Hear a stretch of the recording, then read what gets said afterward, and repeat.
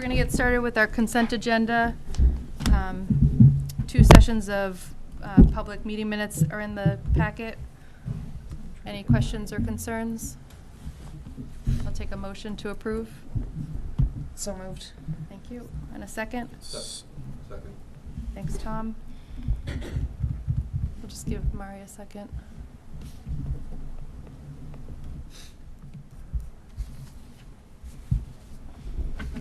She should be coming in. There we go. Great. So all those in favor to approve the consent agenda? Tom? Aye.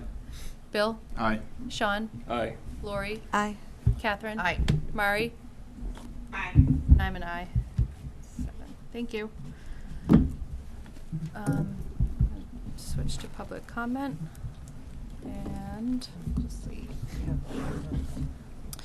Next up is public comment. A reminder that public comment for any item or topic on or off the agenda is always available near the top of the agenda for individuals to share their thoughts. Speakers will be limited to 2 minutes per person. Please use public comment even if you refer to something later on the agenda. Virtual public comment is available through Zoom. Raise your hand and you'll be promoted to panelist and unmuted, or in person at the microphone in Millennium Building Conference Room B. Please start with your name and address to introduce yourself. Or title, if you don't live, not a resident. Great. Hi, my name is Christine Newsom. I'm not a resident, but rather a 4th grade teacher at day school, and I am the teacher president for the union in town. None of us attending and watching tonight's meeting should be surprised with tonight's budget presentation that Dr. Chu will be sharing shortly. When the hard-fought override did not pass, we all knew our schools were going to unfortunately change in a dramatic way.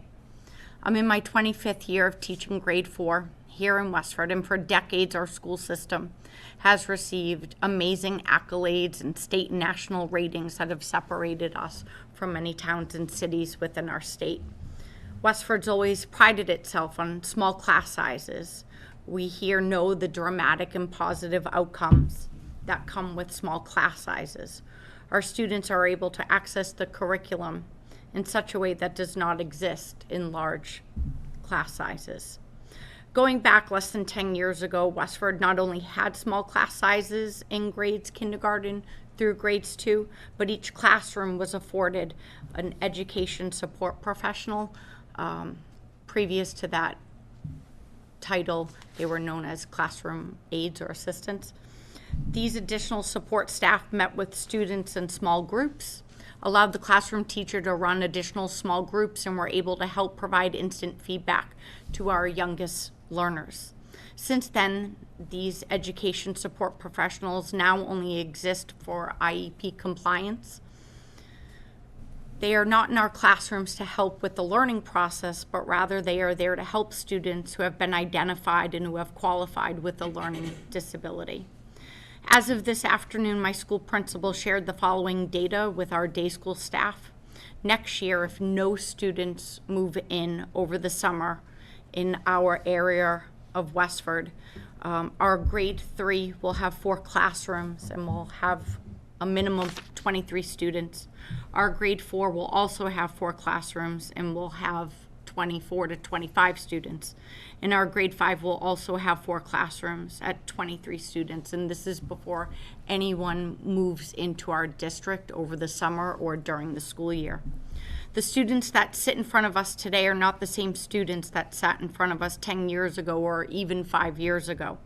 The learning profiles of the students in front of us range greatly. In one classroom at our K-5 schools, we can have kids who have ADHD, anxiety, depression, autism, mood disorders, academic disabilities, and unfortunately suffer from traumatic events earlier in their lives. This is not an exaggerated list. This is our new reality of teaching in the year 2024. Obviously, students at all grade levels could have the same learning profiles that I just mentioned, but when they are in grades kindergarten through 5th grade, they do not have the coping skills to always know how to handle their feelings, nor the maturity that comes in the later grades. Your street address should not determine your class size, but here in Westford, it sometimes does. If you live in the Abbott district, you are forced to have smaller class sizes due to the size of the classrooms that exist in the old Abbott building. Equity is important and personally upsets me as a fourth grade teacher, knowing some fourth graders at Abbott may receive better direct instruction than someone who may be sitting in my classroom. Even though I have predominantly spoken about grades kindergarten through fifth, I cannot stress enough the importance of small class sizes. When we have smaller class sizes, we as educators can use teaching methods that we know are better and more engaging for our students. Larger class sizes leave us educators feeling upset and defeated, knowing our lessons could have been executed better had we had fewer students in our classrooms. It allows us to teach the curriculum more effectively, but it also allows us to know our students better on a social and an emotional level. Students feel seen, they feel heard, they know we're going to strive to give them whatever it is they may need. That is the Westford we teachers and staff wish to maintain. So moving forward after Dr. Chu, we know a lot of time has been spent, I know with Ms. Moran and Dr. Chu have spent into developing this. We know as an association, we all hoped for the override to pass. We as an association, a group of professionals, we're just hoping that we can maintain as many small classroom sizes so that we really can speak to the motto of our town. And we just don't want to forget any of the students in front of us because they all have very different learning styles, learning profiles, and we'd greatly appreciate it if you would remember this in your decision making. Thank you. Thanks, Christine. Thanks, Christy. Anyone else in the room for public comment? Nobody online. Any hands on Zoom? Okay. We're going to move on to informational updates and start with the students. Okay, so first of all, on Thursday, we have the WA Winter Concert, which is I guess put on by the WA Band and the WA Choir. It is at 7 in the PAC, and there is a $10 suggested donation that goes to the funds for the two programs putting the concert on, and it's a great contribution to their program. I believe it starts at 6:30. 6:30. Okay, gotcha. And then we also winter sports. This past week was the first week, and I've heard that they've gone off without a hitch. Everyone is in full practice mode. Basketball games are going on, swim meets, and hockey games, and it's awesome to see everyone back in sports. The unified game also, right before Thanksgiving break, was an awesome turnout. It was so cool to watch everyone come together in the gym. The gym was packed. It was all booked out. There were even some classes that couldn't make it because the gym was so full. And it was awesome to see the teachers lose. So in the first half of the game, the students won by 28-10, and then in the second half, they beat the teachers 33-9. So the teachers had a rough day. The students killed them. It was very cool. It was such a great show of community at WA, and I hope we can do it again. And then we also have coming up, I know you guys will hear some of these updates next week too, because obviously back-to-back meetings. But we also have the half day coming up on the 20th, right before winter break, and that's something that I know a lot of us students are looking forward to. We're excited. But yeah, I'll hand it over to Daniel. So tomorrow we have advisory. I'm not too sure what other grades are doing, but I believe seniors are receiving information about their senior capstone projects. Grades for progress sport are due tomorrow morning, so students will be receiving their progress sport grades directly on PowerSchool, similar to last quarter. And Stuco's Holiday Bazaar was a huge success. I heard a lot of great feedback from both vendors and shoppers, so it was just a great community building event. That's it. Thank you. And then we'll go to the superintendent. Many of you participated in the root cause analysis, part of the air equity audit on Friday. That was a long all-day event.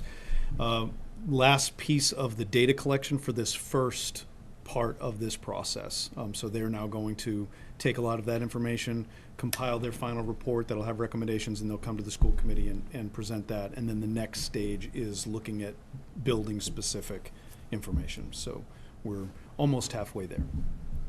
Okay. And the Stony Brook Theater Arts will present Emma, a pop musical. Shows will be at 7 p.m. on December 12th, 13th, and 14th, with an additional matinee at 1 o'clock on the 14th. Thank you. And school committee updates.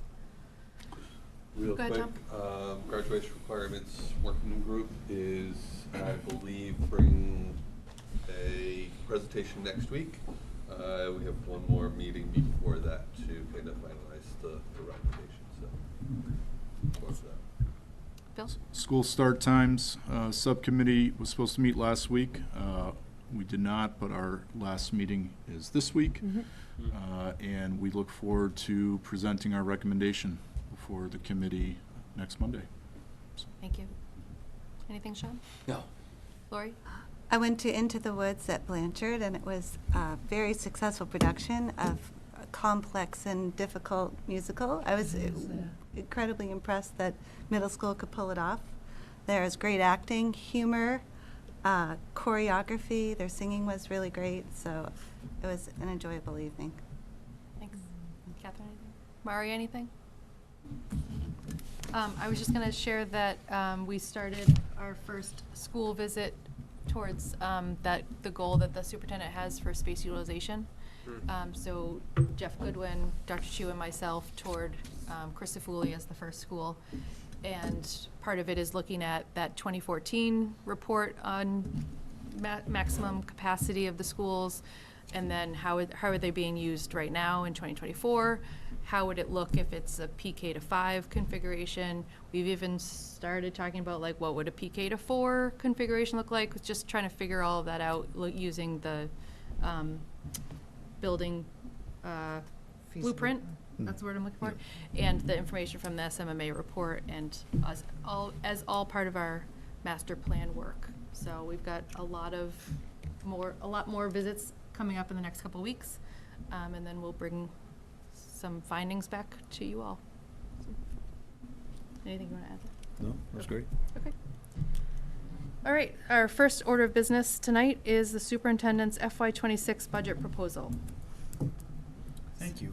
I've shared the slides with all of you, and we'll be putting them up in the packet after the presentation, which has been our practice, just so we can kind of share this all with the public at the same time.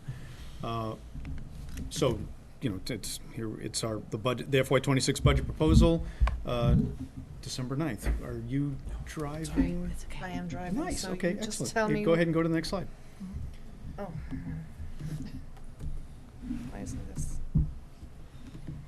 There we go. Okay, so the outline of the presentation, we're going to talk about the timeline. We're going to recap the FY25 impact, talk about how we go through the development process, what the overview of the budget is.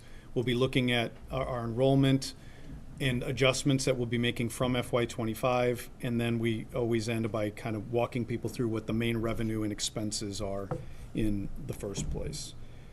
So if you go to the, so we've used this template in the past to kind of space out for everybody to show them what's going on. Tonight is my presentation to you with my recommendation. Tomorrow night, Town Manager Kristen Lass will be making her presentation to the Select Board at their Select Board meeting tomorrow night. Then on December 16th, which is next Monday, that'll be the evening when the school committee will be able to deliberate more on the budget itself. We are, by law, the school committee has to have a public hearing that has to be posted, and we're posting that for January 6th, in which case it allows even more additional input from the public, as, I mean, you have public comment for every meeting anyway, but this is a very specific thing that follows the law. We are anticipating that the school committee will make a vote on this budget on January 21st before our first meeting with the school committee finance committee, the finance committee hearings that take place. Ours is scheduled for January 23rd, and then with any follow-up if necessary on the 30th of January, and then annual town meeting is March 22nd. So one of the things that we wanted to talk about, and actually Christine sort of alluded to some of this just in talking about the override. This is a slide that Valerie had actually put together. We used last spring, taking this information, both this slide and the next slide as well too. And it's what we've used when we've had our tri-board efficiency meetings, when we've been talking to people to make sure that they understand what the impact has been on Westford Public Schools. So after the override failed, an additional 21.4 instructional staff positions were reduced. 3 elementary literacy specialists, 2 middle school reading teachers, 9.4 Westford Academy classroom teachers, 4 middle school interventionists, 2 elementary classroom teachers, and 1 library media specialist at WA. And if you look at the bottom, the other piece that we want people to remember is that in the original proposal, there was the reduction of a WA counselor that was supposed to take place. Because we have somebody who we know they had announced that they would be retiring this year, we made a decision to use one-time funds this year to keep that position so that that reduction is actually being absorbed with the retirement this year. But you're not going to see it in my slide presentation because it's actually it was already reflected in the FY25 general fund operating budget. Additionally, during the deliberation process, while we were meeting and talking, and you remember we went back and forth and had a whole bunch of different conversations with the different budgets that we had, one of the decisions that we made was that we increased the food service offset and we restored 2 elementary teacher positions, because in the original recommendation, it was that we were eliminating 4 elementary classroom teachers. So after the override, we eliminated 2 because we restored 2 with the food service offset, if you remember that conversation. And then finally, there was a recommendation that that the 26 elementary interventionists would be removed, and a funding then there was an amendment made at annual town meeting that increased the amount that we needed for the elementary interventionists so that we could have another year to look at that process and look at that system. And at that time, we didn't know what the funding source was going to be, but that was a decision that was made at annual town meeting. Ultimately, there was a significant increase in state aid that allowed the town to balance that. If you go to the next slide. These were the positions that we had already talked about that we were making whether or not the override had passed. So due to lower enrollment, has been our practice for the last number of years, is that we've been looking at efficiencies through our enrollment. And so we already knew that 8.2 elementary, middle school, and Westford Academy classroom teachers, that is 8.2 across those through grade lines, grade ranges, not 8.2 in each one of those grade ranges. That was already being reduced. We had looked at an efficiency cost savings in reducing our van drivers. We had our own special education department, fleet, thank you very much, of van drivers. And so we looked at outsourcing that. And additional, we merged duties of one of our admin positions. When our data specialist had left, we decided we were going to merge those positions and reassign those positions, and we saw cost savings there. Then in order to reduce the override request, we made a reduction of 3 administrative positions: the curriculum, the director of equity, curriculum, and instruction, and 2 curriculum coordinators. Now, the very bottom part of this slide, I think, is important for us to remember, and it speaks again to something that was mentioned in public comment.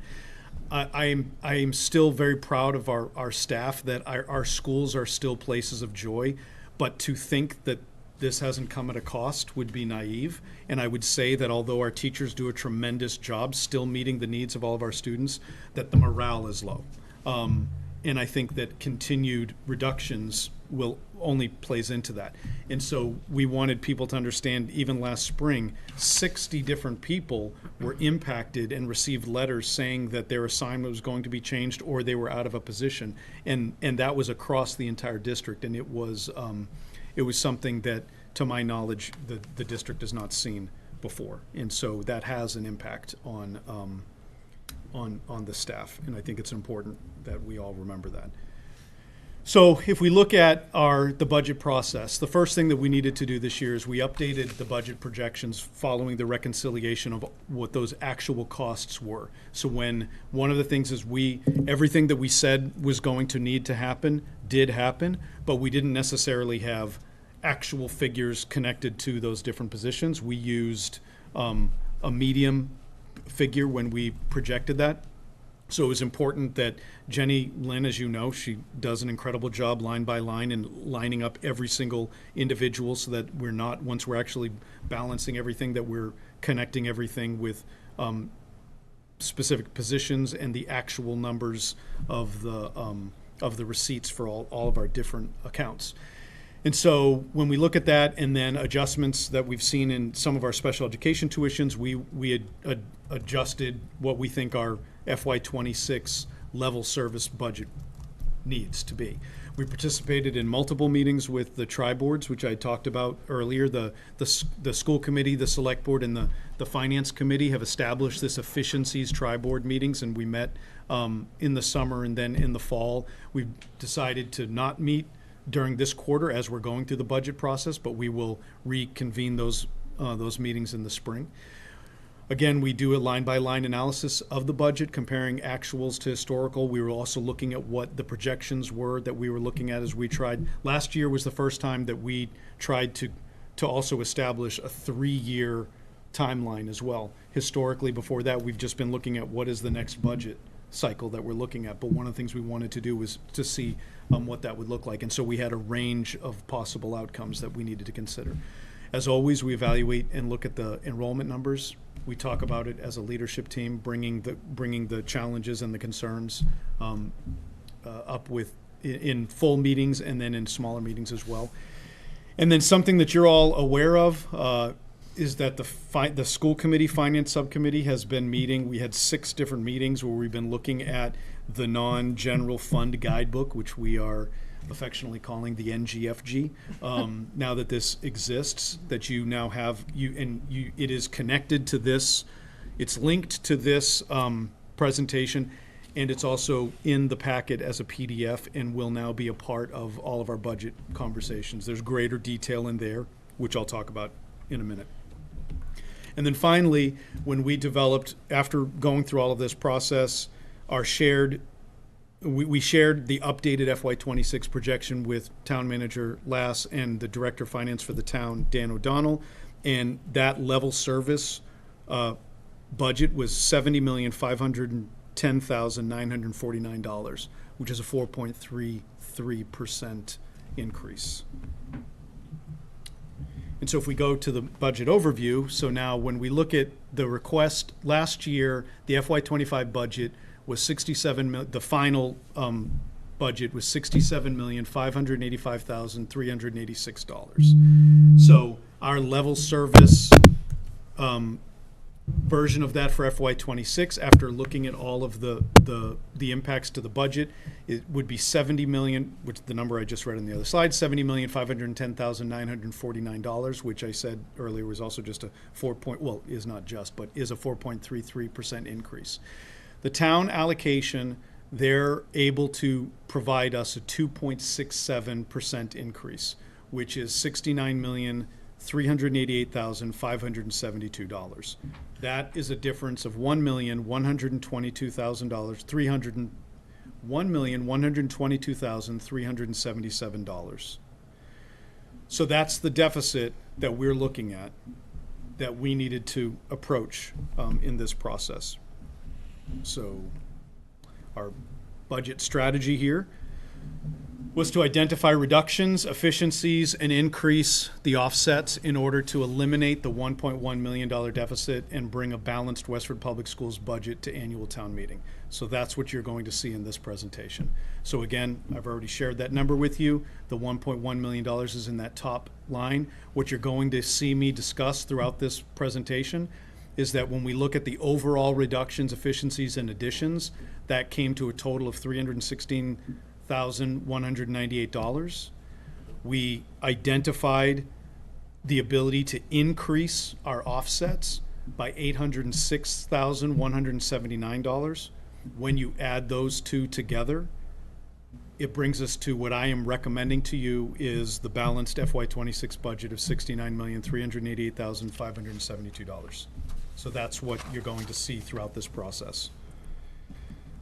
Now, so we do look at the enrollment, and Christine actually already mentioned some of this too, because this was something that I shared with the principals, and I wanted them to be able to share this with their staff earlier. So if you look at this, this is the same slide, well, it's the same format that we shared with you last year, which shared end of year. So you have your grade level school on the left column. The orange is the end.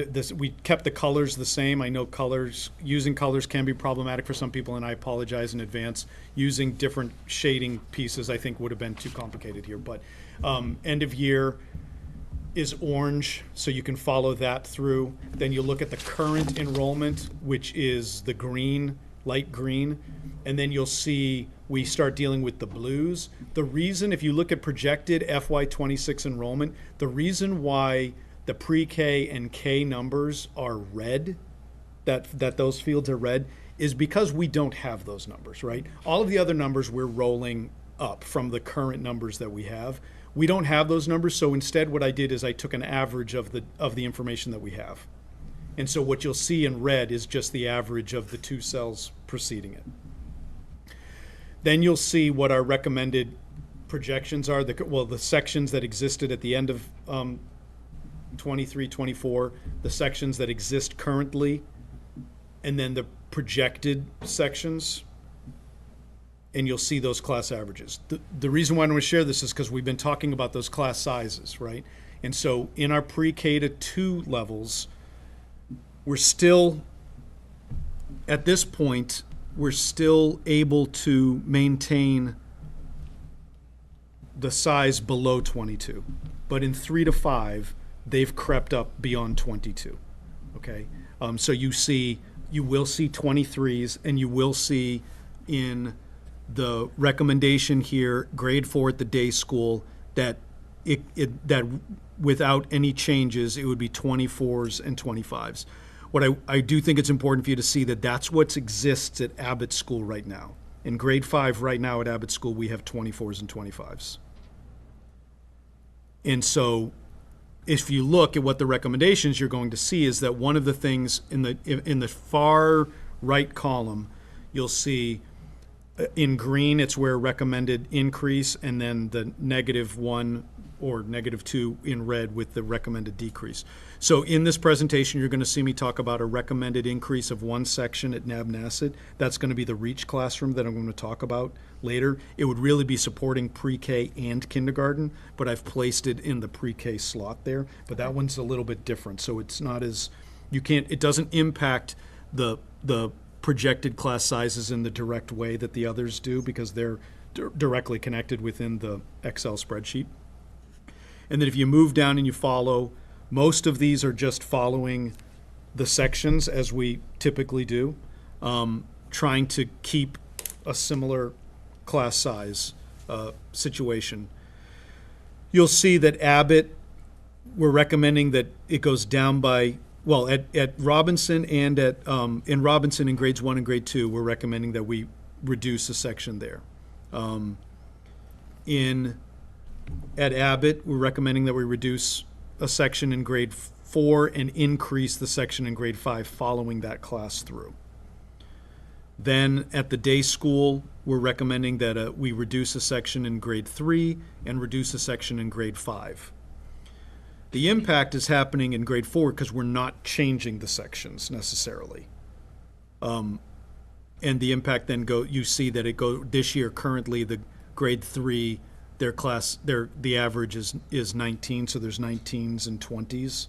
And then in grade 4, if we don't increase the number of sections in grade 4, it would go up to 24s and 25s. Right. Then, In other words, those 97 kids go from 5 sections to 4. yes. Yeah, Thank you. Yep. And then at Crisafulli, following the large group that's moving, that has been moving through the Robinson School, we're recommending that we increase grade 3 by 1 section. And that overall count brings us to an overall net of reducing 2 sections at the elementary level. Were you all able to follow that? Okay, so if we look at the next slide, we're not seeing a change in the populations that warrants changing the sections at the middle school level. And with the significant changes that we made at WA last year, we're not recommending that we make any specific reductions at WA.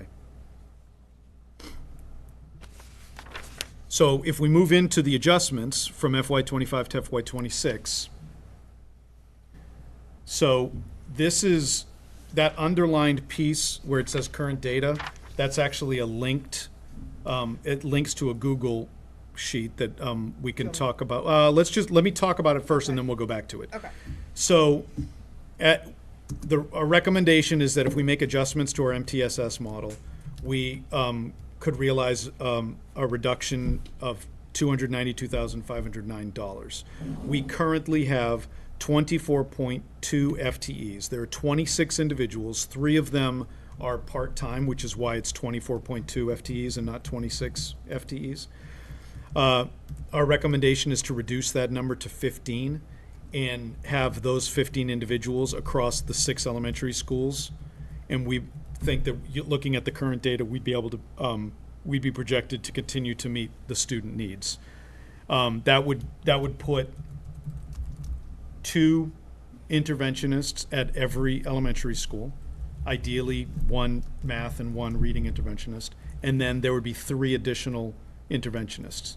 Our initial thought is when we were looking at it and talking with the curriculum coordinators was that potentially placing those 3 at the grades 3 to 5 in with the math intervention. As we look at the data, I think we have more flexibility as to we will really place them where they need to be, right? Which also means that if necessary, we could look at using some of that the 3 as support to the middle school if necessary. But if you want to if you click on that current data, it'll open up, and then getting back to this will be fun. But okay, so now you'll see.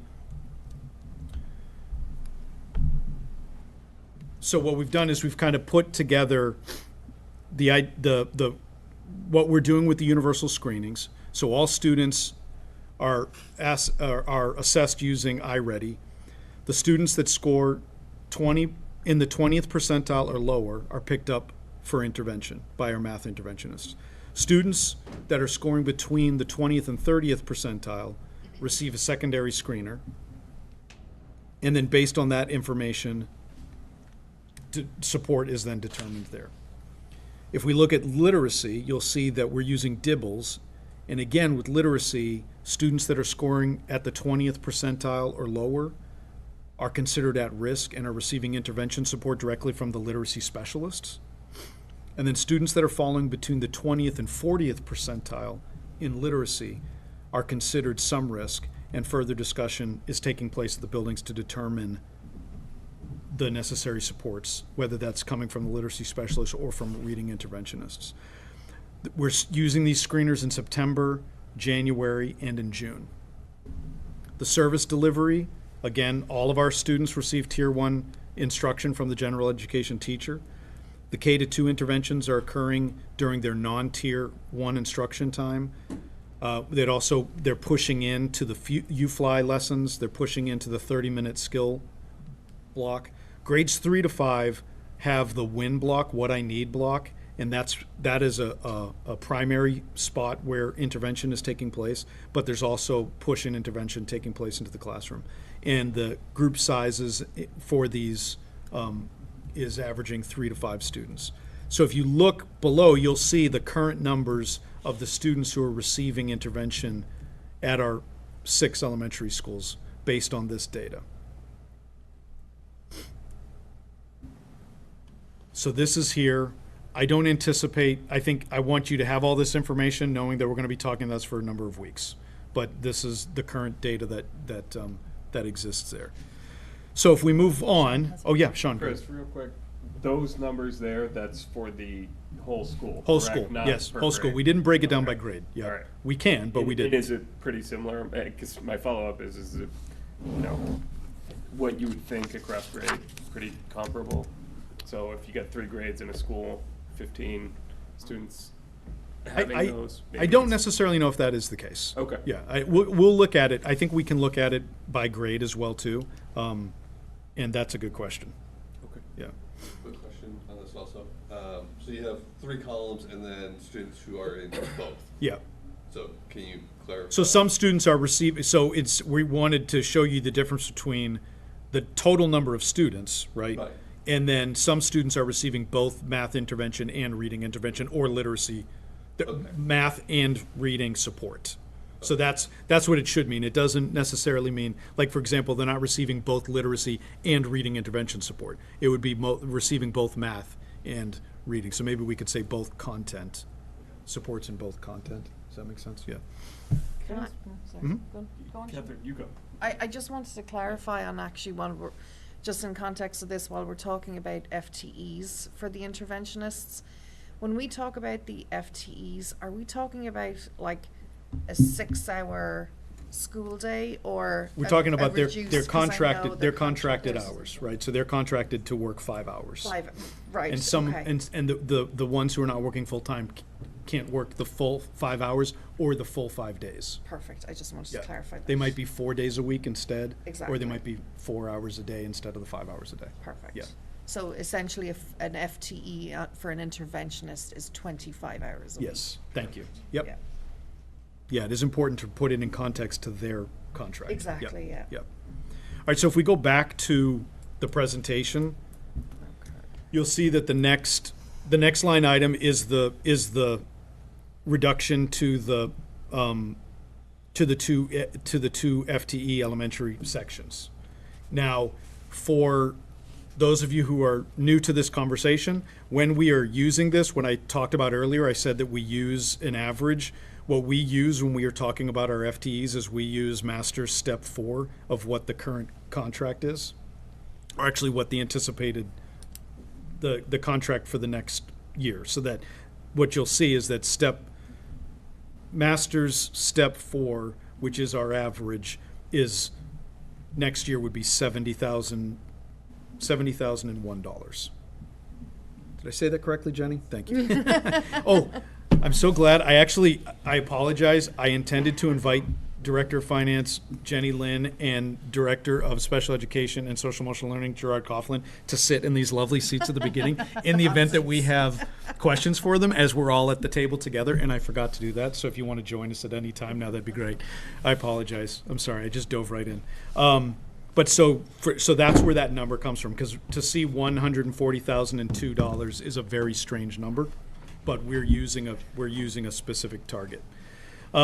The next piece, you'll see the projected utility savings. We talked about this when Jeff Goodwin came to you, when we were talking about the capital plan and looking at our facility needs. This is the grant that he worked on with Mike Edwards, where they're able to.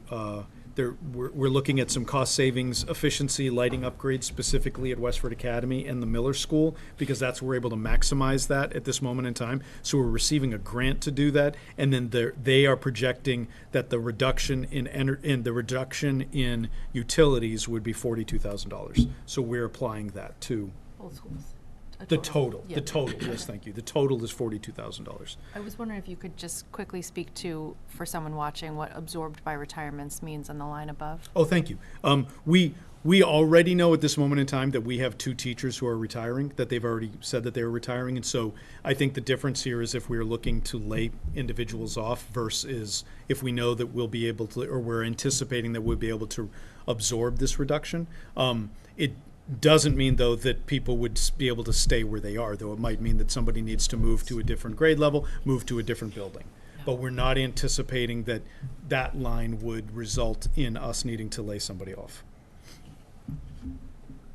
Did you have a question, Sean? Yeah, you had a question. Yeah. I'm sorry, just one more time. Regarding the 140,000, Mhm. you're saying that in theory, those might be absorbed by retirements, which would mean that We know that we wouldn't have 2. to- We know that we have 2 Okay, people who that's have already said that they were Got it. retiring. All right, Yep. just wanted to make sure. Yes. So it can I still- didn't know if it was 2 people in addition to this. No. These retirements, No. because sometimes we've kind of Yes. treated retirements as a wash. Here Right. we're listing them. As we have 2 retirements, and I believe that So this essentially this just- budget recommends that we absorb those retirements and don't rehire those sections. Thank you. Right. So no one in Unit A would be notified, Ideally. ideally. Ideally. Unless Yeah. it's an adjustment, like a movement or something. Right, Yeah. right, right, ideally. Now, if you look at, the other part, I struggle with saying this because we were talking about people, right? And so whenever we're talking about this, we know that this is a reduction. But when we're looking at it with enrollment pieces, and when we've been talking with the tri-board, we're also looking at, if we know that the numbers are telling us one specific thing, that we also use the word efficiencies, right? So we look at these are all also potential efficiencies, but I feel like that is a very harsh word to be using, and I don't like using it, but I think in order to be using the same language that other people will be using across town in terms of when we're looking at the budget, it's important to remember that. Because this next piece here, in the FY25 budget, we included 0.4 post-grad administration when we were looking at the Roots program, that we knew that we budgeted to have 0.4 administrator to do that. We are looking at an efficiency here because we believe that the needs now really warrant 0.2 instead of 0.4. And if we combine, we currently have a 0.6 out of district coordinator position. And we believe that if we combine these responsibilities, we can actually create one position, and it could be a year-round position, an assistant director of special education, which is something that we've actually known that with our growing numbers in special education and the growing demands on the department, that this is something that's warranted, that this one role would be able to take on those responsibilities. So it's actually listed as an efficiency of $32,560. And it would result in taking 2 part-time positions and turning it into one position. Does that make sense? Dr. Chu, do you know how many students are currently out of district? We'll get there. Okay. That's we'll in get there. that's in the Cool. presentation. We'll get there, yep. Can I ask one question Yes, you just on can. that one? Just based on titles, it feels, and maybe this is a conversation of if there's going to be a hiring process or whatever, but knowing you still need kind of a coordinator, some post-grad administration, the assistant director feels like potentially a different role. Forgive me if I'm kind of misunderstanding this. It's Monday night. It's been Right. a long week, so. Well, I think it allows for additional responsibilities Okay. beyond the admin of the post-grad program and beyond overseeing So that could other potentially district. reflect though in a salary, like it's a higher potential salary again. What for that we're kind we're of looking role. at what we think it would be an efficiency and of the 32,560 when we look at when we look at other districts that have a position similar to this and we look at the comps. Okay, Yeah. okay, And I just want to underscore, you said it would be a 12-month position. Yes. yeah. Yep. Okay. So if you go to the next slide, another efficiency, this is saying that it's a reduction, but one of the things that we looked at even at the beginning of this year is, and we know that it's been a challenge that we've had, is we have a number of part-time positions in our elementary music staff. And this year, we had somebody resign at the beginning of the year, and we saw that we would actually be able to take 2.6 positions and turn it into a 1.0 because we saw a reduction in sections at the elementary school.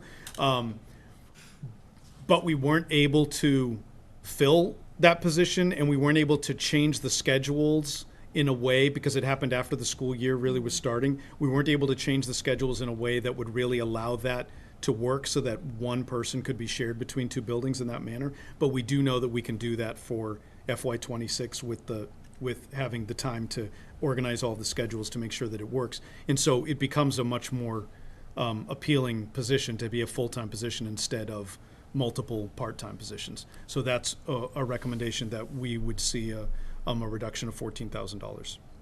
And then finally, we do have a retirement this year. An incredible individual who's worked with the district for a long, long, long time as our AV specialist. And I think this proposal includes the recommendation that we absorb that position, that we reduce that position, and that those responsibilities become distributed through at the building level. And so that total of the reductions ends up being $583,261. Now that's important as we move along, okay?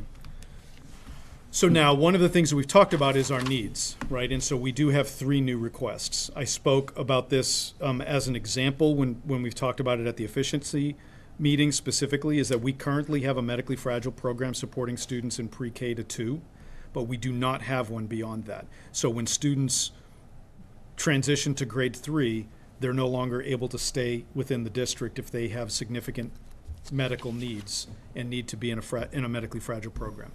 So our request is to extend the current programming beyond this and establish a program at the day school to support our students. We have students that are transitioning to those grade levels, and we know that we would have more students who would be transitioning there. And so if we were to establish a specific program at the day school, we would be able to meet their needs and keep these students in district.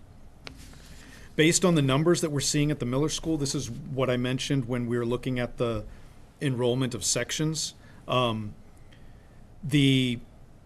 are proposing to add a pre-K and K reach classroom at the NAB school.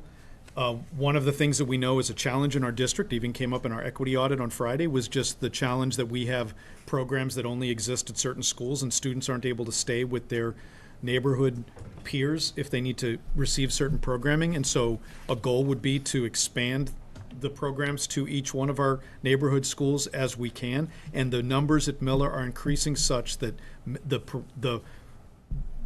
it's actually could become problematic if we increase the classes at Miller, because one of the things that the Department of Ed is always looking at is how are we including our classrooms with the general ed classrooms and in the proximity. And just based on the needs that we're having at one school, if we don't begin to move and shift the numbers, that could be problematic. And right now we have students who live within the NAB district who are going to the Miller School who could actually be potentially in the future attending their own elementary school, as we do at other schools as well too. Sorry, Dr. Chu, Mari has her hand up, if that's okay. Sure, yeah.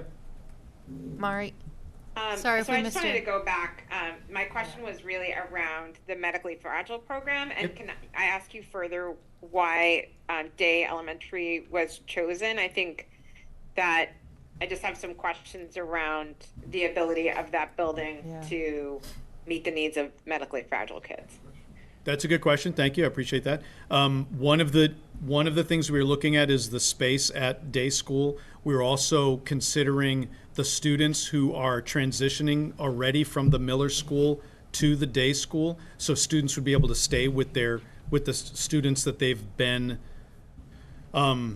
their general ed peers. So they're able to stay with their cohort. But that was one of the things that we looked at, Mari, and I think it's a great question, but we're in looking at it and looking at the infrastructure the day does have, we think that it can meet its needs. Is the elevator working there Yes, it properly? does. It does, Yep. okay. Yep. Can I also ask just on that one, we've only budgeted one special education teacher. I would assume we have a requirement for ESPs for these students as well. We have, what we know for all of these programs as well is that we believe that with these additions, we also, by looking at the students who are transitioning, we're anticipating that we'll be able to transition some staff with the students. Gotcha. So they're already existing employees, Yes. they're just moving Yep. up? Yep. Okay. Yep. So we were talking about the REACH program as well too, and I think you'll see there that we currently have we're calling it the SAIL program, which is a social emotional learning program specifically that's been established at the day school that's been supporting students in grades 3 through 5, and we have students who would be transitioning to the middle school, and so we think it should be a priority for us to extend the current programming beyond that and establish it at one of the middle schools. We haven't, we're looking at, again, where the students would be, where they would be transitioning typically, and the spacing at both schools. So we haven't decided which one of the schools we think that it should be established at as of yet. But when we look at those 3 needs, the requests would be $267,063. So if we go to the next slide, you'll see that I've put those together. So when you take the reductions and then you subtract the new requests, that gives us that overall amount that I shared earlier on. That's $316,198. Any questions there? I appreciate how it's laid out. Okay. It's very I think methodical. helping to keep us go back so that you can see it as opposed to at the end and then trying Right. to figure out what we said. Yep. So on the next slide, there is a lot of text. I'm not going to read it to you, but I wanted to put this in here because the majority of this is language that is coming directly from the non-general fund guidebook. That underlined piece here, it is linked here right in this presentation to the PDF that's also in the packet. You've all seen this already. You've seen it, the structure of it. You haven't seen the numbers associated with it yet, but that's going to be the next slide. I'm going to talk you through it. But so I just wanted this, in the event that someone's going back and going through this presentation, that they can kind of see this. It's not in the same order. I tried to put it, I added a couple of sentences here and there and just put it in a place so that it sort of explains to people what this NGFG is. And this really comes from the fact that it's something that we were already committed to and looking at as we've been talking about it when we established the finance subcommittee a number of years ago, talking about how we can best use this group to work with the administration as we go through the budget practice and we go through the process. It's feedback that came to us last year. It's information that we've heard. I've heard directly, I believe you all heard it as well too, that there were concerns and or confusions around the revolving accounts and the reserve accounts that the Westford Public Schools have, which led to people not supporting the override. And so we made a concerted effort to commit to saying we're going to establish very specific targets and develop a plan that addresses how we should be regularly using those funds or getting us to where those targets should be. So that's what this really spells out. If you go to the next slide, this is going to be a little bit more specific, all right? So part of this, we're looking at enhancing the way we're using the revolving accounts and the special revenue funds. So we reviewed the end of year balance for each account. We established what those targets should be with the school committee finance subcommittee. We then took that. Jenny Lynn did a wonderful job looking at each account that was above the target and said, okay, if we were to increase our offsets or use these funds, how long would we be able to do that before we hit the target balances? So what you're going to see is for the next 3 to 4 years, we believe we could sustain these increases. But I put that next sentence in bold and I italicized it because it's very, very important for people to understand that increasing these offsets is not necessarily a best practice. And it's going to create some type of a fiscal cliff for us, or depending on how we maneuver this over the next couple of years. So at that time, in 3 to 4 years, new identified funding will be needed to support just the general fund because the increased offset amounts will no longer be available. So that is an incredibly important thing for the general public to understand. I know you all understand that, but I'm just stressing it again because if anybody's watching this, I want them to understand that this is what we're looking at to get us to those targets. Would you go back a slide? And let's look at the book quickly and just give an example for anybody who's watching right now. If you click on the link, it'll take us to that. So that's the opening. That's page 1, the cover page.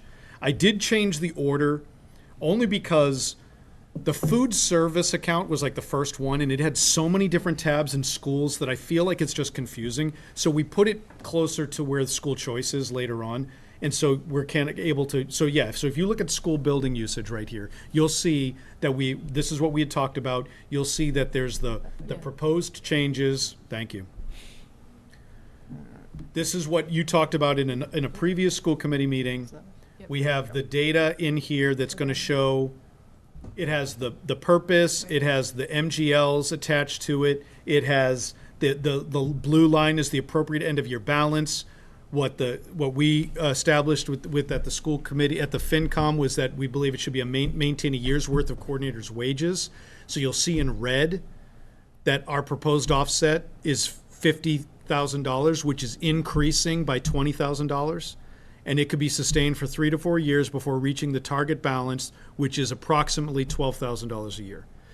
Now, in this book, we have a summary page which pulls all this information that Tom LaFlamme did a great job making sure that the Excel sheet talks to each other and pulls all that information. So individuals who go into this and look at it, they'll be able to find this information as well. But this is where some people had questions before. They wanted to know, well, what is that? Why do you have that? How are you using that? And every single one of our accounts now has a description and has what we believe the appropriate end of year balances are. It'll show whatever, if there's recent changes in there. And so this is a new thing that I think should help clarify questions that people have about our budget. Can I just ask one thing for Yeah. clarification? I know how we talk about that term of best practices. Is that what we're saying here as the appropriate end of year balance? That's really what we're saying is best practice for the district longer term, or right now we're identifying that this is what? I think some of the accounts were based, this is not a good example, right? Yeah, okay. In this case, right? Okay. Because, yes, this is what the committee talked about. The committee talked about the purpose, when the idea of having a school building usage fee and this account came to the school committee in the first place, at the time, the discussion was that it would at least pay for the coordinator's wages to oversee all of this. So when we talked about it, what we said was that's what what should the appropriate end of year balance be? Now, some of the appropriate end of year balances might be an actual number, right? A specific target number. Others are a reflection of the fact that over time, things could change, right? So this is another example. Right now, we're approximating based on the required hours that the coordinator is working, that it's approximately $12,000. There could be a significant increase in hours. There could be a significant decrease in hours over time. So that we're saying that the appropriate end of your balance should be that, and then in the proposed changes, we'll identify and articulate what that actual target could be. Because some of them also will reflect stipends, which might have an increase over time based on the contracts, right? So we want to, instead of having a finite number that then the committee would have to then adjust every year, we're saying, well, the committee can establish what we think the philosophy of that appropriate end of year balance should be. And then if it's not, then this is what happens. We come to you and we say, this is what we think we should do to get closer to that. And most of these accounts, you're going to see, we have a plan for 3 to 4 years because we haven't done this. There weren't specific targets. There wasn't specific guidance as to how these should be used. So that's really what we've established here. Does that help? And to the previous slide, you kind of talked about this, but the reason why these wouldn't be a 1-year usage increase, you mentioned the fiscal cliff. So Yeah. like, the reason why these are 3 to 4 years is because it's a little bit more of a gradual wean off than a 1-year increase. Right. As opposed to a cliff. Right. Yes. Right, so the strategy is to be able to plan for Right. that cliff and not. No, and knowing that we have 3 to 4 years to look to see. One of the things is that people will see all of these accounts hitting these targets, and then we'll need to see, what do we need to do with our budget or working with our partners across the town to figure out how do we develop a longer term budget. You had said something earlier, Valerie, which I was going to try to echo at the beginning, and I didn't, and I apologize, but I think now is a good time, is in talking about when we're looking at our budget, we were hoping to establish with the override a stable funding source. What we're looking at is limited funding, right? And yes, it's funding, but it's certainly not strong. And so It's not even stable. it's not even stable, right? And so piecing things we're together. trying to, we now need to, we need to develop a plan to figure out how can we get to that stable situation in 3 to 4 years. Yep. All right? Oh, Sean, yep. Oh, sorry, was that a hand? No. Okay. Right. So if we go back to the slide presentation, and we go to the next slide again. Do you want to go? I'm sorry, no, go back to the, This one? yeah, thank you. Okay. So this, again, you're going to see all of this, that when we look at these different accounts, we have 19 accounts. These were the accounts that we are proposing that we increase our offsets in. Okay, the one that are listed here, which is, I had the number off the top of my head, 1, 2, 3, 4, 5, 6, 7, 8, 9. Is that 10? Did I just count quickly? 9. 9. Okay, thank you. Based on, in order to hit those targets, we're proposing that we increase these offsets by this amount that you can see here. Okay, that is equaling $406,179. Now, at the bottom of this slide, you'll see a paragraph where it talks about we're not looking to increase our bus transportation or our athletic revolving. We're not looking to increase it. We still use those offsets, and we'll share that information with you. And you see that in the full budget workbook that we share with you that has all of the data and the line by line analysis in it. We're just not looking to increase them because they're at a point where they're at where we think the target should be. Right. Does that make sense to everybody? Okay. And then the other piece is the proposed circuit breaker increase, which I'm going to talk about in just the next slide or in a minute. That's not increased here because that isn't included in a 3 to 4 year sustainable projection because of the way circuit breaker works, right? We get circuit breaker in 1 year. Our FY25 reimbursement is based on our FY24 expenditures, and we use it to pay for FY26. So we can't count on that. And when we talk about circuit breaker, I'll explain that a little bit more specifically. All right, so we can move on. So when you look at the number of the increase in the revolving accounts, 406,179, plus we are seeing an increase in our FY25 circuit breaker reimbursement of $400,000. When we add those together, that's the $806,179 that I alluded to earlier. So if you go to the next slide, I'm going to talk about circuit breaker right now, right? So again, for everybody who's listening to us talk about circuit breaker for the first time, circuit breaker is reimbursement that it's through the state of, it's state and federal funding as well, right? State. It's state funding. Circuit breaker is all the state. Thank you. So it is based on our FY24 special education costs. We receive the amount in FY25 in the fall of FY25. And this truly is a best practice that people should be using, is that then use it to apply it to your FY26 amount. Now, we are seeing an increase of $400,000 in FY26 amount.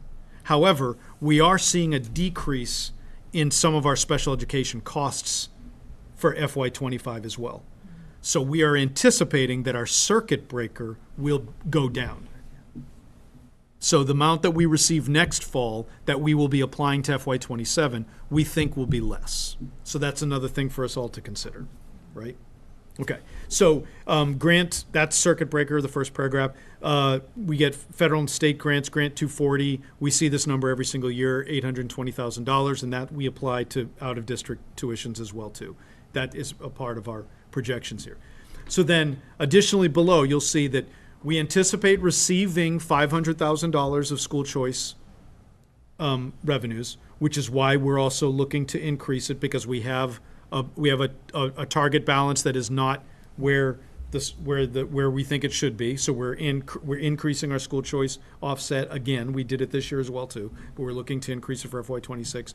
We're anticipating receiving $999,000 in athletic activity and music fees combined. Bus and parking fees, approximately $700,000, and then the pre-K early arrival fees, $394,500. So now when we look at our expense categories, this is something that we share with you each year, right? So when we look at the way that the salaries break down, yeah, you can go to the next slide. Sorry, I just jumped ahead. I'm sorry. No, you're fine. The largest portion of our budget, 80% of our budget, is salaries, and our salary totals are $55,781,892. you can see it broken down there. I'm not going to read each one for you because you all can read that. And this is something that Jenny pulls together, and it's actually, she even, because there's like different categories too across the way, this isn't something she can just pull. She actually has to combine them all and she does it, and it's accurate, and I'm so grateful for the work that she does there. But that's the salary breakdown. If you go to the next slide, we'll talk about our operation facilities. Again, this information hasn't changed, but if I draw your attention to towards the bottom, first of all, when we were hoping to develop a more stable budget, we were hoping to be able to budget for more preventative maintenance. And so this current budget level does not support preventative maintenance still. The FY26 budget amount is lower than the FY25 amount because of the way in which we're using the offsets. By increasing the offset from school choice, by increasing the offset from facility rental, and then by recognizing the $42,000 of the efficiency savings, that's why that number is less in FY26. Can I ask, and I totally understand if you don't know, when you talk about the current budgeting levels still not supporting preventative maintenance, how far off are we? Like, have you any idea what that number realistically should look like? That could vary from like $500,000 to $1 million. That's what we have seen in past like 2 years. On top of what we already have? Yeah. Okay. Okay. Thanks. Thank you. So if we look at the next slide, I think, Bill, you might have asked the question about tuition. So this is breaking down the special education out-of-district tuitions. You'll see that it's supported by the general fund circuit breaker and then grant 240. The numbers to the left are what they're projected to be. The FY total is 61 last year.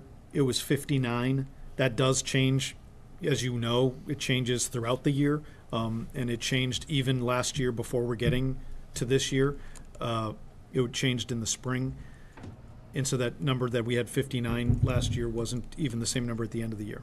And then you'll look at the way that the costs break down on the right-hand side.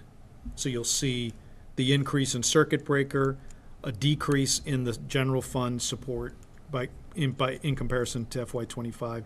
It's also, there was a much more significant increase between FY24 and FY25 than there is for FY25 and FY26. So I'm sorry, so FY25 from a circuit breaker standpoint was a bit of an outlier, is that?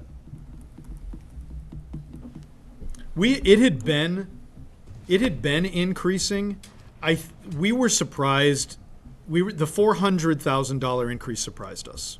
Okay. But we have been seeing an increase in circuit breaker over the past few years. But the $400,000 was, that's also in line with the way in which, the percentage at which they will fund circuit breaker as well too, correct? Correct, and most recently, transportation had been rolled in for the past few years, so we were getting a little bit more back for reimbursement for transportation of our out-of-district students.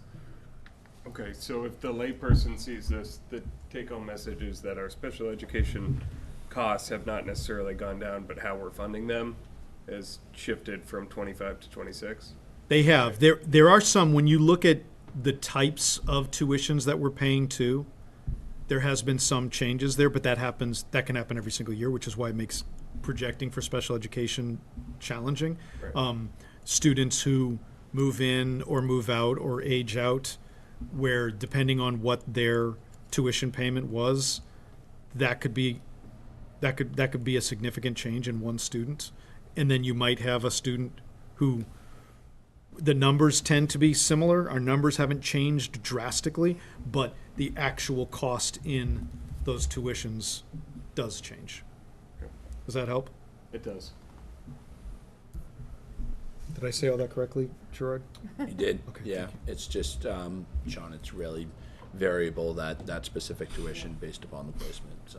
That's what causes that. And then on top of what Courtney said, there is some variability within circuit breaker in what circuit breaker might support or fund or accept as a potential expense. So those two things just together, those two major variabilities do make it a challenge. So if you go to the next slide, we'll talk about transportation. Again, we receive our transportation through D. D is also now providing our special education out of district transportation. They were providing some of it, but we provided a great deal of it, and they're now providing all of it. You can see the number there that we're projecting the FY26 to be $1,579,550 for out of district transportation costs. When you look down at the bottom of the totals, it's an increase of just over $200,000 between those two. I have a couple questions. Is the 1.5 in the 4.6? Yes. Yeah. And is the 4.6 including athletic and preschool? No. Athletic transportation cost is paid out of athletic revolving account. Okay. So that's not in the general funds. It does include any special education preschool transportation. Okay. Because that would be included in the In the 1.5. 1.5 as well too. Yeah, but for the just athletic, for those sports transportation, that's included in revolving account. Okay, Right. thanks. Okay. Can I just ask, I know last year when we were looking at efficiencies and we were looking at switching all of our special education over to transportation to D, we had a projected amount for, I'm blanking on it, I don't know, was it 200 and something thousand? Have we seen, like, now, are we actually seeing what we projected as an efficiency by making that switch? Are we actually seeing it playing out essentially? Jenny, do you understand what I'm trying to say? Yeah, it's Yes. decreasing what we're seeing is a decrease in the overall total Yeah, cost. okay. So we are yeah. kind of realizing what we had hoped we Right, would because save. our special education transportation increased. Yeah. Because we knew that would be the case, because we're now yeah. contracting out. But then when you consider also the benefits and Yeah. other aspects of that Yeah, yeah. The leases. and the Yeah, leases, yeah. Perfect. Okay, so the net, we always provide a little pie chart, and so Jenny's developed the pie chart, which I always appreciate, takes us to the end of the show again, basically what we just talked about. If you go to the next slide, I wanted to end again, making sure that we go back to what we talked about, remind people what the strategy was, remind people that we are looking at trying to address $1,122,377 so that we can bring a balanced budget to annual town meeting, and that is my recommendation. Thank you. So on slide 4, there's that timeline. Just want to remind everybody of that. So we, instead of a usual 2-week Because of the break, recess, we've added that December 16th meeting, and then we'll have the January 6th as well for any committee discussions. Please try to review, formulate your questions that we can get them to administration in a timely manner. We've previously kind of created an Excel where we formulated all the questions. Do we intend to do that again this year? Because it's quite helpful seeing there's someone else's question. if somebody else has a similar question rather than potentially repeating yourselves. Yep. Okay. January 6th, if you remember, just to underscore that difference for that, is that public hearing. It gets posted in the newspaper, and that will be that back and forth conversation with public comment. But December 16th and January 6th will be also committee deliberations. So try to think about any questions you have or anything you need more data on, and then we will hopefully be ready for a vote on January 21st in advance of that FinCom hearing on the 23rd. Any questions on the timeline? And that was aimed at the committee, but also for the public to stay involved. Each of those meetings have a public comment, and then, like I said, January 6th does have that public hearing aspect. And we're available by email for any questions as well. Any initial reactions or questions tonight that didn't get asked during the slides? Yeah, Sean? I just have a brief question regarding the proposed REACH classroom at Nabnasset. For those who are unfamiliar with our REACH classroom, right, that is a multi-grade classroom, correct? It can be. It can be. Okay. So my follow-up question Depends is, on the students who are currently being, Right. supported in it. given the needs that we're looking at, there's no proposal to make that an integrated classroom or something that would have a tuition component to it, correct? No. Okay. All right. Thanks. One question I have, and this may come up tomorrow for anyone that doesn't know, select board, so again, it's going to hear the town manager's presentation. How is the school's allocation from the town, how is that determined of the overall town budget? That's a difficult question for me to answer.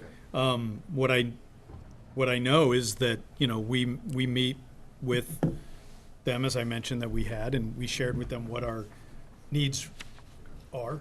And then we present the request, and they're able to look to see based on, I think Dan and Kristen can do a much better job as they're looking at all of the different departments and all of the needs in the town, and they look at new growth and they figure out what they need to be able to do, and then they let us know what they believe the allocation can be.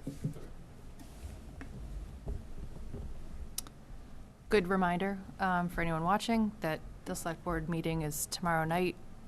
Also a hybrid meeting at Town Hall, but a Zoom option, and I'm sure live on WestfordCAT YouTube. And I think the budget is scheduled for about 7:30. Does that sound familiar from my email? Sean, no help. They'll get to us when they get to us. That's what it And that is a joint meeting if we have quorum. There often isn't a lot of discussion that sort of goes through the department by department FinCom hearings, but obviously it is a public meeting, so. Any other thoughts on this? I think I need to mull it over. Yeah, a lot to think about, follow up on, and more discussions in the coming meetings. Thank you, Jenny. Thank you, Gerard. Thank you for a very clearly laid out presentation, and the links I think will be very helpful to proactively provide that data. Okay, we're going to move on to our next order of business. Thank you. Is a policy update. Should be a brief check-in on how policy has been going. Very brief update. We've got our P5325 transgender and gender non-conforming students policy currently up for public comment. It's due to close on Thursday, the 12th. Yep. And at that point, policy will just need to check in, see if there's any amendments needing to be made for our vote on Monday. We have received one public comment, which I don't know if the committee wants to weigh in general, but looking at adding the definition of the term, because if you remember, that policy gave a number of definitions, just to, I suppose, help everybody kind of understand when we're having the conversations. So the suggestion of adding the terminology and definition around the term intersex. So I think we had briefly discussed it in our last policy meeting, and I know we were kind of feeling, is that more going into, medical definitions, and is there more, like, what's the spirit of the policy really supposed to be about? So I don't know if anybody else had any thoughts and wanted to weigh in prior to us. Because again, we're kind of building the plane as we fly it. I think it's worked well. I feel we're being more efficient with our policies, but otherwise, if anyone has any thoughts on that suggestion. Would you like to take a minute and pull it up? Or- Oh, yeah, if you want to do that. Yeah, because we're due to vote on this, what, Monday. Okay. Yep, a week from tonight. Yeah, so we might as well have that conversation now. Sure. Let's bring up the draft.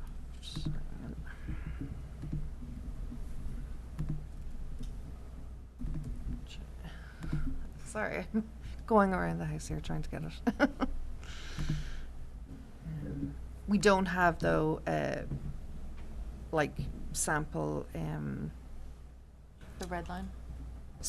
no, as in for this particular edition. This is just, Oh, I see.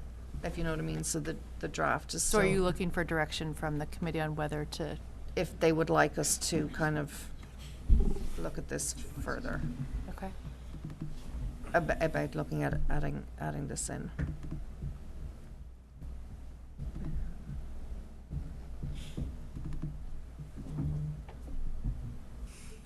Sorry, Chris is much faster at this than I am.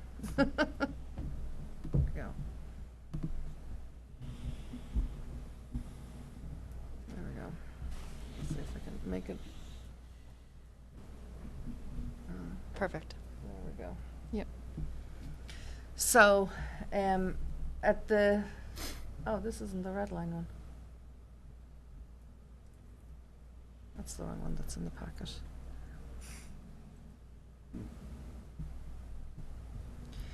Sorry.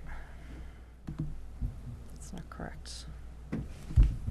If you remember, I don't know if you're able to pull it up, there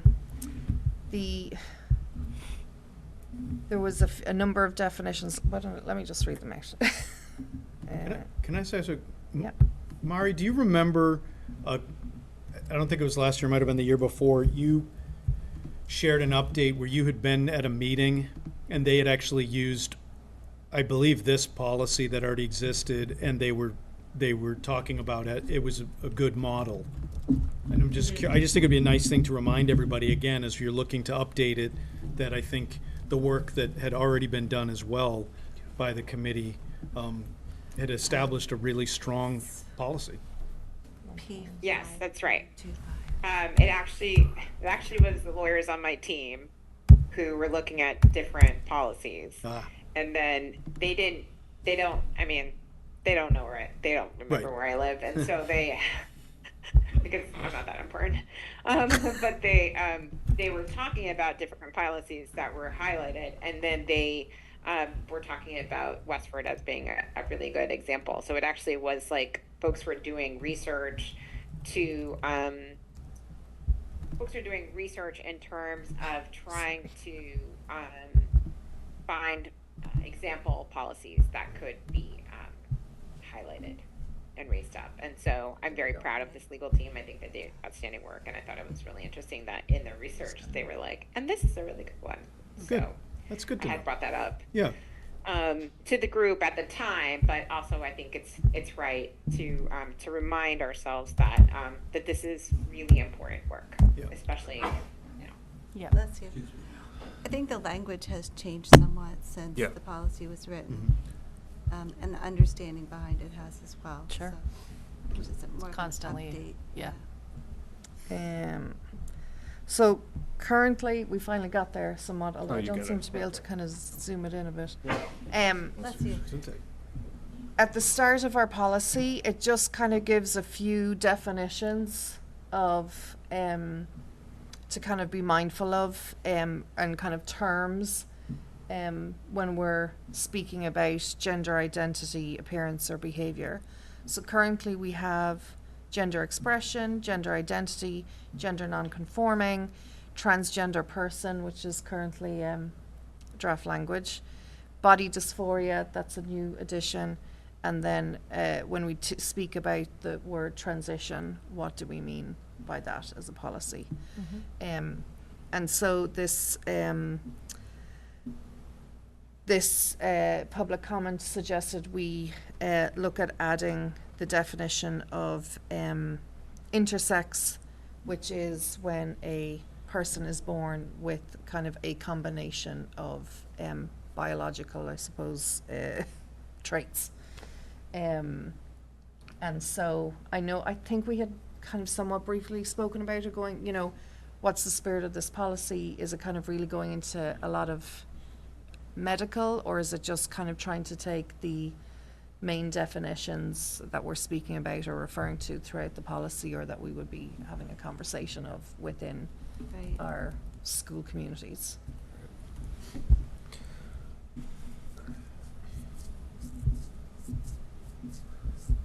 Does anybody have any immediate reactions? Can you go down? Are all of these definitions mentioned somewhere else? Like, is it kind of like a glossary and then those terms are used in the policy, or is it just a kind of ground setting? It's a little bit of opening? ground setting. Some of those are. Okay. Some, but not So, all of them. but some, but not all. And I guess my follow-up then is intersex used in the other No. parts of the policy? No. Okay. So would be like an education, Yeah, An ground educational setting. component, right? yeah, In case students have that attribute, I would Right. think, yeah. which could be helpful. It's in the spirit of inclusivity. Yeah. But, So- yeah. So, without trying to identify anyone, and not that I would know, but I do wonder if the comment is coming from knowledge of the existence of a condition within our community or not. And I could certainly understand where that could cause some confusion and discomfort in various settings within that this policy, I believe, is trying to address. So it may not hurt to put it in there, Perfect. right? Right. Yep. Is it going to cause more confusion having it in, or potentially provide benefit if it's in there? Yeah. Right. I think that's the balance we Yeah. have to. Does it cause harm to include Right. it? Yeah. And I think it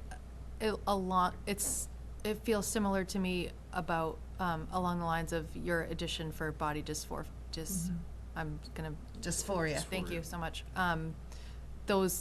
They feel like it's like an add together, right? Like, it's going from, it just feels related to me that we Yeah. could be like, a further education as you read this policy, here are some other terms. Yeah. Yeah, Yeah. so.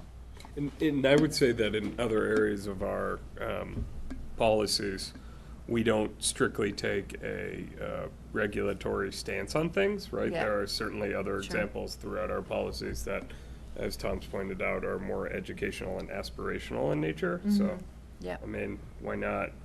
Yep. If it's not going to take up a whole page, right? Which it seems like a No, light it's addition. Yeah. 2 or 3 It sentences. It's helps just the further definition. educate Yeah. people You got it. Yeah. and whoever is looking through the No, policy. I wanted to get, I suppose, kind of the feelings of the committee, seeing as we're hoping to vote on it next week, so Yep. that we Yep. could capture. Do you have are the rest of these definitions sort of in-house crafted, or is there like a source that you've been relying on? So, Like, where would you? any of the language that is obviously in black was already a pre-existing language. We did have But was a- there like a resource that was We drawn have upon? we had a member from the public actually come to one of our policy okay. subcommittee meetings who works quite extensively with the Trevor Project and within the LGBTQ plus community, and so It's very knowledgeable. was very knowledgeable, and so we looked at some resources that they provided and Okay. kind of had a discussion about that. And If you we feel could like you would do the same cite thing? that, it would be, if we could cite the source of some of these definitions, it would be great, I think, just so that it doesn't, that people don't say, oh, well, we just pulled that language from. Well, it's not necessarily specific. We've kind of taken, we've maybe, like, obviously gender identity, I don't know where they took some of that specific from. There is also, because we have the Massachusetts Commission for LGBTQ plus youth, Yeah. right, which actually I was recommended to be a superintendent on that commission. I don't know if that's going to happen or not, but I'm like that. okay. I didn't say it earlier because I'm like, I don't know if it's going to happen or not, Yeah. but That's interesting. I'll look at Yeah. that tomorrow to look at their website again too, because again, being a Massachusetts commission, That would make if there's sense. if there's conflict, that would be bad. Yeah. Doubt that there is, but it would be interesting to just say, Could you share the link with Yeah, me? I will Because find I that. think it would be valuable. because I was just going to say, I think, you know, the fact that we have the sentence there that says, although these are the most commonly used terms, first of all, I would like to think that we are using the most commonly used terms and they don't become outdated, right? Yeah, Which I yeah, know is yeah, yeah. some of the things that we talked about. Yeah. But then it also says students may prefer other terms as well, Right. too. Yeah. Right. And I think that's also helpful in knowing that this isn't we are trying to be inclusive, but this Yeah. is not Exhaustive. everything. Yeah. Yeah. I mean, it's already a long document. That's right. You know what I mean, in the spirit of what it's intended. Yeah. And the only reason I asked about the resource idea was to understand where you would pull from to determine what to include for intersex. So, but it sounds like you have some resources lined Yeah. up that you would do that with, Yeah. and this other Yeah. Massachusetts. link would be a good place. Sean is also a great resource with the legal brain often as well. Perfect. Thank you. The only one who wants to hear that is me. Do you feel like that discussion captured it? Yeah. A good Yeah, yeah. consensus on that? Yeah. Okay. Awesome. And that is up for public comment until December 12th for anyone watching, with a potential planned vote at our next meeting, 16th. December 16th. Yeah. Okay. That's all for tonight. Take a motion to adjourn. So moved. Second. Thank you. All in favor? Tom? Aye. Bill? Aye. Sean? Aye. Lori? Aye. Catherine? Aye. Mari? Aye. I'm an aye. Thank you. Good night.